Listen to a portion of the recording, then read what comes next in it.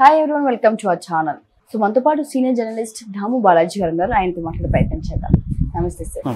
Sir మనం ఈరోజు చూసిన టాపిక్ అయితే మరి కేజ్రీవాల్ గారిని కస్టడీకి పంపించడం జరిగింది. మొన్న కవిత గారిని. సో ఎప్పుడు మనకి ఈ వాతావరణం ఎప్పటికి కొలిక్కి వచ్చే సందర్భం ఉంది సార్, దాని గురించి మీరు ఏం మాట్లాడతారు? ఇప్పుడు కొలిక్కి అయితే రాదు.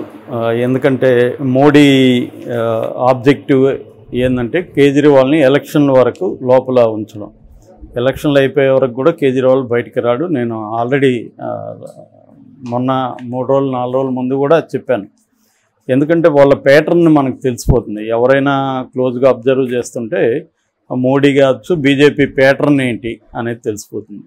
సో ఈరోజు ఆయనకు ఆల్రెడీ వారం రోజులు ఆయన కస్టడీలో ఉన్నాడు.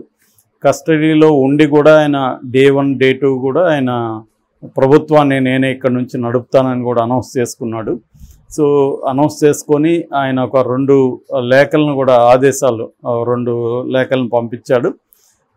వాటిని ఆమె నీటిపారుదల శాఖ మంత్రి అతిశ్రీ ఆమె చదివింది కూడా.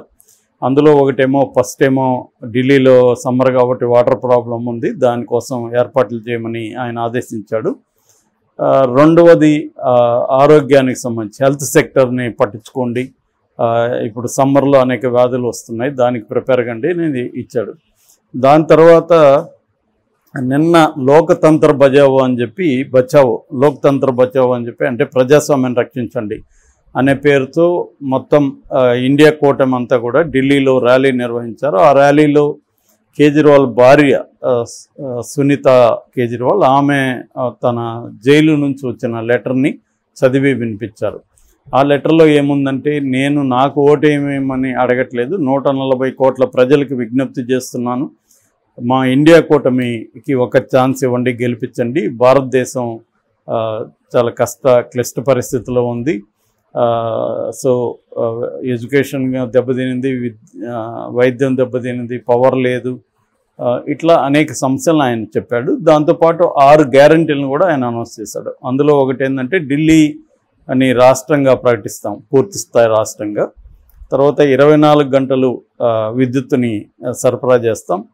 తర్వాత పేదలకు ఇళ్ళు అందజేస్తాం, పంటలకు గిట్టుబాటు ధరలు ఇస్తాం, పేదలకు పాఠశాలలు, గవర్నమెంట్ పాఠశాలలో మెరుగైన విద్య అందిస్తాం. తర్వాత మొహల్లా క్లినిక్ వైద్యానికి సంబంధించి అంటే ఆల్రెడీ ఢిల్లీలో ఆయన ముఖ్యంగా ఎడ్యుకేషన్ అండ్ హెల్త్ ఈ 2 సెక్టర్లలో కూడా అనేక సంస్కరణలు తీసుకొచ్చాడు కేజ్రీవాల్. ఆయన పరిపాలించవచ్చా అన్న ఒక మేజర్ ప్రశ్న రంగంలోకి వచ్చింది. అయితే రాజ్యాంగ నిపుణులు అందరూ కూడా చెప్తున్నది ఏంటంటే, అలా పరిపాలించకూడదని రాజ్యాంగంలో ఎక్కడా లేదు, ఏ రకమైన చట్టం కూడా లేదు. ముఖ్యమంత్రి మీద ఒక కేసు పెట్టి ఆయన్ని జైల్లో పెట్టేస్తే ఆయన ఇంకా ముఖ్యమంత్రి స్థానం నుంచి దిగిపోవాలని ఏ చట్టం చెప్పలేదు. ఒకవేళ ఆయనకి శిక్ష పడి, అది కూడా 2 ఏళ్ళు పైబడి శిక్ష పడితే మాత్రమే ఆయన అనర్హుడు, కానీ అదర్వైజ్ ఆయన ముఖ్యమంత్రిగానే ఉంటారు అనేది అందరూ చెప్పేది. కాకపోతే ప్రాబ్లం ఏంటంటే ప్రాక్టికల్ ప్రాబ్లం. ఇప్పుడు ఈయన్ని జైలుకి పెట్టేశారు. జైలు నుంచి ఆయన జైల్లోకి వెళ్ళినగానే ఏమవుతుందంటే, జైలు మాన్యువల్ అప్లికబుల్ అనమాట.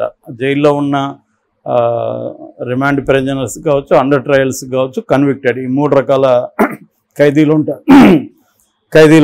ఈ 3 రకాల ఖైదీలకు కూడా jail manual applicable. So jail manual ప్రకారం జైల్లో ఉన్న ఏ ఖైదీకైనా వారానికి 2 సార్లే ములాఖత్ ఉంటుంది. అడ్వకేట్స్ కాబట్టి రోజు కూడా కలవచ్చు, అది కూడా విత్ కోర్టు పర్మిషన్. అట్లాగే మిగతా సౌకర్యాలు కావాల్సింటే కోర్టు ద్వారా తీసుకురావచ్చు. అంటే ఇప్పుడు మనం చంద్రబాబు చూసాము, ఆయన కోర్టు ద్వారా హోమ్ ఫుడ్ కావచ్చు, ఏసీ కావచ్చు, వేడి నీళ్ళు కావచ్చు, ఇలాంటివి ఒక స్పెషల్ ప్రిజనర్గా ఆయన ట్రీట్ చేసి, ఇలాగా కేజ్రీవాల్ కూడా కోర్టు ద్వారా చెప్తే చేయొచ్చు తప్ప జైల్లో ప్రొవిజన్ లేదు. జైల్లో పొలిటికల్ ప్రిజనర్ అనే ప్రొవిజన్ మన ఇండియాలో లేదు. కోర్టు ఇస్తే చేయొచ్చు. రెండవ పద్ధతి ఎలా ఉంటుందంటే, జైల్లో లంచాలు ఇచ్చి డబ్బులు ఇస్తే అన్ని పనులు జరుగుతాయి. సో ఈ 2 రకాలు ఉంటాయి తప్ప లీగల్గా అయితే ఆయనకి జైల్లో ఉండి పరిపాలించే అవకాశం అయితే లేదు. ఇప్పుడు 14 రోజులు ఆయన పెట్టేశారు. 14 రోజులు ఆయన జైల్లో ఇబ్బంది, ఆయనకి జైలు నుంచి నడపలేరు. అందుకని సక్సేనా అక్కడ గవర్నర్ జనరల్ ఆయన ఏం చెప్తున్నా అంటే, లెఫ్టినెంట్ గవర్నర్ ఆయన నేను ఈ ప్రభుత్వాన్ని నడవనివ్వను అని ఆయన ఇట్లా నడవనివ్వను అంటే జైలు నుంచి ముఖ్యమంత్రిగా ఫంక్షన్ కావడానికి నేను అలౌ చేయనని ఆయన స్టేట్మెంట్ ఇచ్చాడు. ఆ సందర్భంగా హైకోర్టులో కూడా వేరే వాళ్ళు పిటిషన్ వేశారు ఈయన ముఖ్యమంత్రిగా పని చేయనీయకుండా చూడండి అని. కానీ హైకోర్టు ఏం చెప్పిందంటే అటువంటి ప్రయోజనం ఏమీ లేదు, మేము ఆపలేమని హైకోర్టు చెప్పింది. బట్ ప్రాక్టికల్గా ఏం జరుగుతుందనేది చూడాలి. ఇదైతే కొంత ఇబ్బంది కేజ్రీవాల్. కానీ కేజ్రీవాల్ మొండిగా ఉన్నట్టుగా అనిపిస్తుంది ఇప్పటివరకు. నేనైతే ముఖ్యమంత్రిగా రిజైన్ చేయనని చెప్తున్నాడు. బహుశా ఆయన ఉద్దేశం ఏమంటే రిజైన్ చేయకపోతే బర్తరఫ్ చేస్తారు, రాష్ట్రపతి పాలన విధిస్తారు.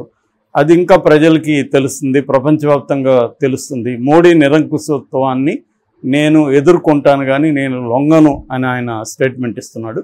ఆయన స్ట్రాటజీ నాకు తెలిసినంతవరకు ఏంటంటే ఆయన ఒక రకమైన విక్టిమ్హుడ్, అంటే నేను బలయ్యాను మోడీ నిరంకుశవాదానికి, మోడీ అప్రజాస్వామిక బిహేవియర్కు నేను బలయ్యాను, అంత తప్ప నేను నేరం చేయలేదు అన్న ఒక వాదన నేను విక్టిమ్ అనే ఒక వాదన ఆయన బలంగా తీసుకురావడానికి ప్రతి చోట కూడా జాగ్రత్తగా ఆయన ప్లాన్ చేస్తున్నాడు. ఎందుకంటే ఆయన అసలు రైజ్ అవ్వడమే, ఆయన టాక్టిక్స్ చూస్తే వెరీ సిస్టమేటిక్గా ప్లాన్ చేసుకొని వచ్చిన వ్యక్తి. ఆయన సీఎంగా అవ్వడం కూడా వెరీ సిస్టమేటిక్గా ఒక ప్లాన్ ప్రకారం కొత్త పద్ధతుల్ని అమలు చేసుకుంటూ వచ్చాడనమాట. ముఖ్యమంత్రి అయినాక కూడా అదేవిధంగా ఆయన ప్రజల అభిమానాన్ని చూరగొనడానికి ఇటు క్లీన్ గవర్నెన్స్ కావచ్చు, ఇటు సంక్షేమ పథకాలు కావచ్చు, అంటే బోత్ వెల్ఫేర్ అండ్ గవర్నెన్స్ ఈ రెండిట్లో కూడా ఆయన ఎక్కడ ఇప్పటివరకు ఫెయిల్ కాలేదు. కాకపోతే ఆయన మీద వస్తున్న విమర్శలు ఏమంటే తనతో పాటు ఈక్వల్గా ఈ యాంటీ కరప్షన్ మూమెంట్లో పనిచేసిన యోగేంద్ర యాదవ్ కావచ్చు, ప్రశాంత్ భూషణ్ కావచ్చు, ఇలాంటి వాళ్ళని డీల్ చేయడంలో ఈయన కొంత హై హ్యాండెడ్నెస్ అంటారు కదా, అంటే వాళ్ళతో ఈక్వల్గా లేకుండా వాళ్ళ మీద అజమాయిష్ చలాయించడం, సొంత నిర్ణయాలు తీసుకోవడం ఇలాంటివి చేశాడని ఆరోపణలు ఉన్నాయి తప్ప ఆయన మీద ఇతర ఆరోపణలు లేవు, అంటే అవినీతి ఆరోపణలు లేవు. ఇప్పుడు కూడా ఆయన మీద ఆరోపణలు సొంతంగా ఏం డబ్బులు తీసుకున్నాడని కాదు, పార్టీ ఫండ్ తీసుకున్నాడని. సో ఇది కాబట్టి ఈయన జైలుకి వెళ్ళినాక పరిస్థితి ఎలా ఉంటుందంటే మోస్ట్లీ ఈయన కానీ రిజైన్ చేసి వేరే వాళ్ళని ముఖ్యమంత్రి స్థానంలో కూర్చోబెట్టకపోతే ఈయన ప్రభుత్వాన్ని బర్తరఫ్ చేసే అవకాశం ఉంది. బర్తరఫ్ చేయడం వల్ల ఏంటంటే ప్రపంచవ్యాప్తంగా ఇది ఇంకా న్యూస్ అవుతుంది. ఒక ప్రజాస్వామ్యతంగా ఎన్నికైన ఒక ప్రభుత్వం సీఎంని జైల్లో పెట్టి దాన్ని బర్తరఫ్ చేసి ప్రధానమంత్రి ప్రజాస్వామ్యాన్ని అపహాస్యం చేశాడన్న ఒక నెరేటివ్ ప్రపంచవ్యాప్తంగా వెళ్తుంది. ఎందుకంటే మనం పాకిస్తాన్లో చూసాము, పాకిస్తాన్ ప్రధానమంత్రిని జైల్లో పెట్టించారు ఇమ్రాన్ ఖాన్ని. రష్యాలో చూసాము, రష్యాలో పుతిన్కి ఆపోజిట్గా ఉన్న లీడర్ని జైల్లో పెట్టి జైల్లోనే చంపించేసి తనే డమ్మీల్ని తనకు వ్యతిరేకంగా ఒక ఇద్దరు డమ్మీల్ని పెట్టి తను గెలిచాడు. సో ఇలాగా అనేక దేశాల్లో ఇలాగ జరుగుతుంది. భారతదేశం దానికంటే భిన్నమైంది, ఎందుకంటే మనది అతిపెద్ద ప్రజాస్వామ్య దేశంగా చెప్పుకుంటాం. కానీ మన దేశంలో కూడా ఇలా జరిగితే ప్రపంచవ్యాప్తంగా మోడీకి చాలా ఇమేజ్ డ్యామేజ్ అయ్యే అవకాశం ఉంది. ఇప్పటివరకు ఏంటంటే మోడీ నేను విశ్వగురు, ప్రపంచాన్ని అంతా నేనే వెళ్తాను అన్నట్టుగా చెప్పుకుంటున్నాడు. సో అది బ్రేక్ అవుతుంది. ఆల్రెడీ జర్మనీ ఖండించింది, అమెరికా ఖండించింది, ఐక్యరాజ్య సమితి ఖండించింది, ఆమ్నెస్టీ ఇంటర్నేషనల్ లాంటి సంస్థలు కూడా ఖండించాయి కేజ్రీవాల్ అరెస్ట్ని. ఇంకా ఐక్యరాజ్య సమితి అయితే ఒక అడుగు ముందుకేసి కాంగ్రెస్ ఖాతాల్ని స్తంభింపజేయడం గురించి కూడా మాట్లాడింది. అది ఈరోజే కాంగ్రెస్కి ఊరట లభించింది సుప్రీంకోర్టులో. ఎందుకంటే దాదాపు 3,500 కోట్ల బకాయిలు ఉన్నాయని చెప్పి ఐటీ డిపార్ట్మెంటు ఖాతాలని స్తంభింపజేసింది. దానికి కారణం ఏంటంటే ఎలక్షన్లలో కాంగ్రెస్ పార్టీకి ఫండ్స్ లేకపోతే ఖర్చు పెట్టలేరు కాబట్టి మోడీ వేసిన ఎత్తు అనమాట. అంటే మోడీ ఏం చేస్తున్నాడంటే ప్రతిపక్షాలని అనేక విధాలుగా దెబ్బకొట్టడానికి ఒక ప్లాన్డ్గా వెళ్తున్నాడు. అదే ప్రతిపక్షాల్లో తమ పార్టీలోకి వస్తే మాత్రం వాషింగ్ మిషన్ అయిపోతుంది. BJP becomes washing machine. అందుకనే దాన్ని వాషింగ్ మిషన్ పార్టీ అని పేరు పెట్టారు. మనకి చూస్తే అజిత్ పవార్ ఫర్ ఎగ్జాంపుల్, అజిత్ పవార్ ఉప ముఖ్యమంత్రిగా ఉన్నాడు, ఎన్సీపీలో ఉండి ఎన్సీపీని చీల్చాడు. ఎన్సీపీలో ఉన్నప్పుడు అజిత్ పవార్ మీద స్టేట్ కోఆపరేటివ్ బ్యాంక్కి సంబంధించి 25,000 కోట్ల కుంభకోణం. అప్పట్లో మోడీ ఏమనేవాడు అంటే ఎన్సీపీ అంటే నేచురల్ కరప్ట్ పార్టీ అనేవాడు. అలాంటిది అజిత్ పవార్ తమ వైపు రాగానే తనకు ముఖ్యమంత్రి ఇచ్చాడు, తన క్లీన్ అయిపోయాడు, ఆ కేసు కొట్టేశారు. ఇప్పుడు కూడా అజిత్ పవార్ స్టార్ క్యాంపెయినర్. అట్లాగే నవీన్ జిందాల్ కూడా జార్ఖండ్, మధ్యప్రదేశ్ లో గనుల్లో కుంభకోణం చేశాడని అప్పట్లో ఆయన మీద సిబిఐ ఈడీ కేసు పెట్టింది. ఆయన ఇప్పుడు బీజేపీలో చేరాడు. అట్లాగే మధు కూడా జార్ఖండ్ గతంలో మాజీ ముఖ్యమంత్రి.